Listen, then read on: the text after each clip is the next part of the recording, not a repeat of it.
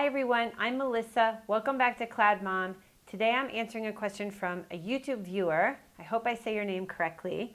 Banu Ta Masreya on YouTube has asked, what are the pros and cons of getting a C-section? This is a great question. I'm so glad that you asked this. There have been such interesting things that have gone on with the trend with C-sections since I started having my babies back in 2004 and even earlier. So it gives me an opportunity to talk about that quickly. Last March, the American Academy of Obstetricians and Gynecologists issued recommendations for C-sections and basically discouraged women from having elective C-sections or inducements earlier than 39 weeks of gestation. And the reason is that there had been a rapid rise in the rate of C-sections in this country, and some babies were being born before they were ready, and this was resulting in pneumonia and breathing difficulties in many cases. So since that point, and since hospitals and doctors have become increasingly aware of this, and there's been this decrease in elective C-sections and inducements before 39 weeks, now the rate of C-sections is on the decline.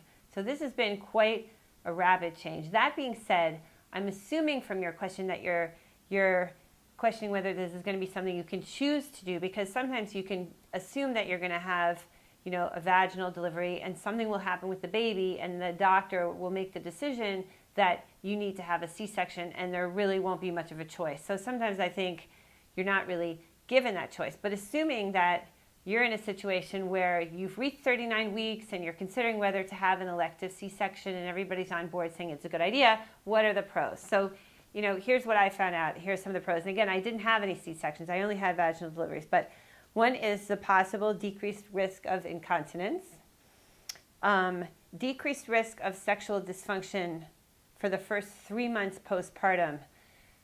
Interesting. I mean, that's really what some people say, that having the baby, pass through the vagina can really make sex much more painful, much more difficult. Speaking personally, I've done videos about this. I think this does resolve itself over time. So weigh that into your calculation and talk to other moms. Reduce risk of oxygen deprivation to your baby during delivery. Big issue.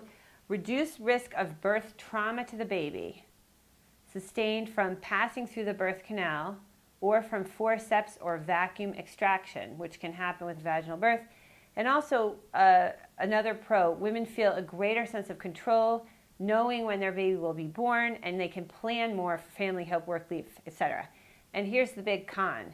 Possible preterm delivery, especially if the due date calculation is inaccurate. As we were talking about before, you could have a baby with breathing issues or pneumonia and ends up, in the NICU, which is a pretty big con. And then I would say another con is that it's really a pretty serious operation. I mean, you're cutting into a very sensitive area of the body where the flesh is thick. And now, in addition to taking care of a young baby, you're also yourself coming back from a pretty major surgery. And I think that it does vary. Some women come back and bounce back very easily. For some, it's much more difficult. So definitely talk to a lot more people. But that's a serious thing to undergo. And it can be very painful, and it can be hard to, get through all of that while you're taking care of a young baby. So anyway, that was just a brief encapsulation of what's gone on in terms of the recommendations regarding elective C-sections in, recent times and my own experience. And I hope it was helpful to you. Please let me know what you decide to do, what happens with your baby, how you end up delivering your baby. We'd love to hear more about your experience. So please comment on cloudmom.com. And thank you so much for watching.